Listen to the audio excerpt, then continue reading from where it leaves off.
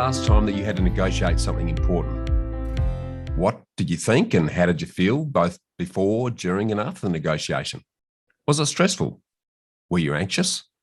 And did you achieve your outcome? Well, as the country is currently in the throes of a once-in-a-generation property boom, the quality of your negotiation skills is going to make or break your ability to secure the right property in the right location at the right time, as well as your success in just about every aspect of your life. So to help you with this, over the next few weeks, I'm going to run a special Bush Bite series that will discuss and unpack the science and the art behind negotiation. So let's kick it off. Because every one of us is negotiating every day. It's just that we mightn't be aware of it. Every interaction where we want to get something involving others is a negotiation. So one of your core skills to achieve sustainable success in any endeavor is to become a good negotiator and to be able to influence others in a positive way to get what you want or to achieve the best possible outcomes. Now, there's a lot to share on the art of negotiation.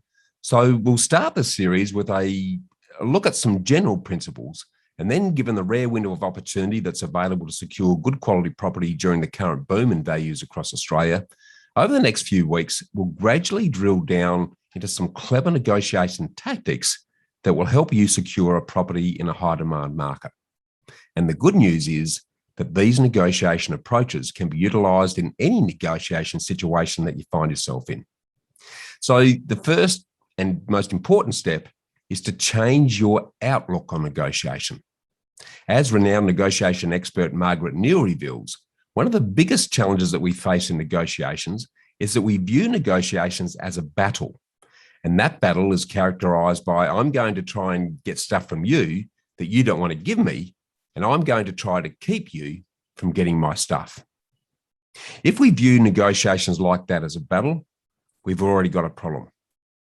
Now, Neil suggests that what's more important is that we look at negotiations as an opportunity for collaborative problem solving and looking for a solution that makes you and them better off than your alternatives and better off than your status quo. Because there's single control in negotiation, I can't force you to say yes. All I can do is present proposals where you believe it's in your best interest to say yes. And so once I take that perspective on negotiation, which highlights the importance of the other party as well as me, so many more opportunities and potential win-win solutions start to open up.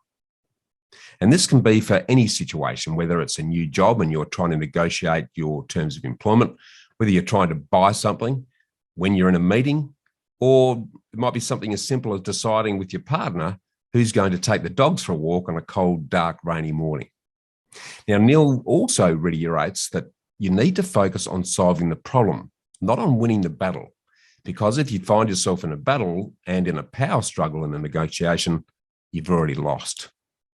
The key is to being able to solve problems in a negotiation is to understand as much as you can about who you're negotiating with, what motivates them, and what will influence them to move down that path of agreement with you of their own volition. Remember that in a negotiation, goals are important.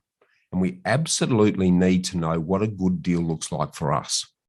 But we also need to have flexibility in how we achieve that goal.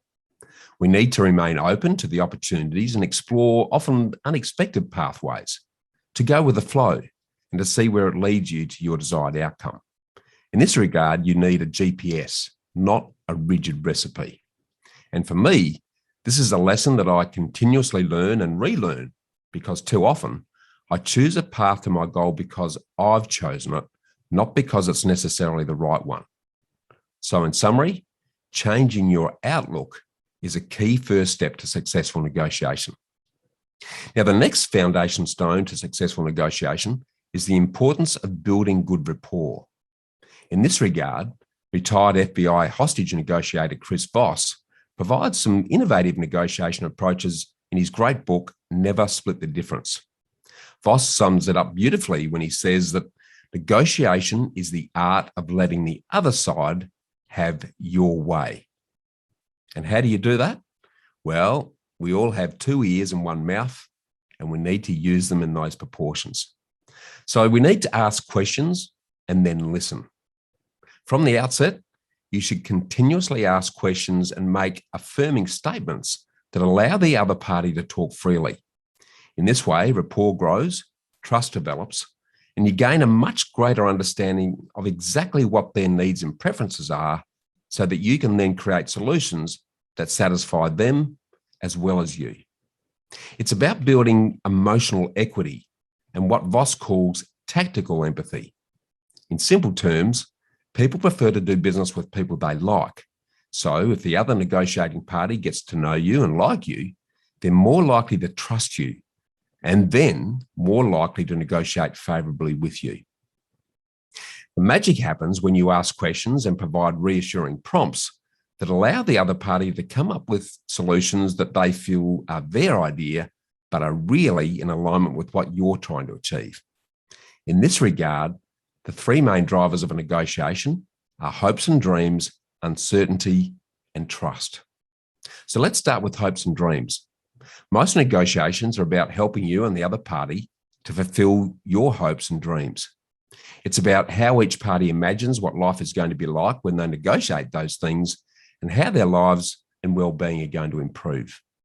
In this respect, most negotiations are emotionally driven, and the bigger the perceived value and investment, the bigger the emotional investment and expectation, which tends to cloud rational judgment and gets in the way of objective decision-making.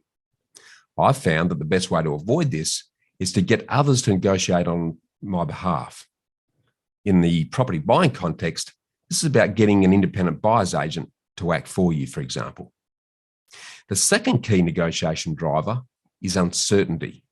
Successful negotiations are about eliminating or minimizing the uncertainty for all parties. Uncertainty and fear of the unknown generally results in emotionally driven responses and the instinctual fight or flight reactions that can often shipwreck negotiations.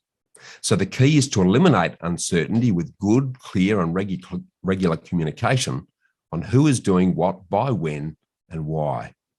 This means that in addition to you finding out as much as you can about the other party, you also share the right information about yourself that's going to be conducive to the outcome of the negotiation. The final key negotiation ingredient revolves around trust. How can you be trusted? How can you trust the other parties?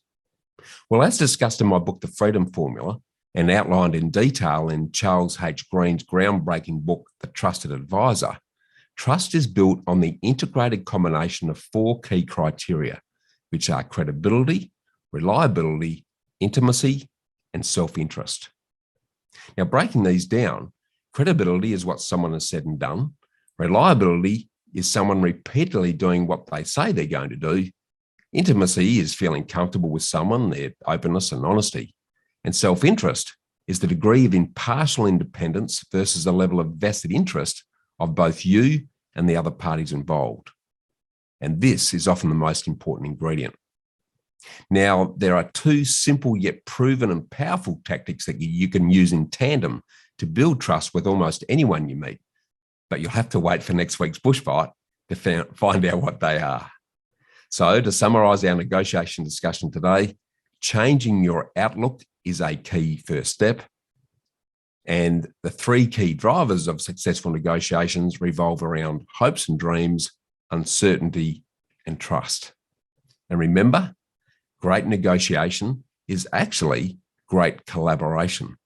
And collaboration requires trust between two people. Next week, we'll be building your negotiation toolkit by discussing mirroring and labeling, along with perceived power. That's more food for thought. I'm Bushy Martin from Know How Property Finance.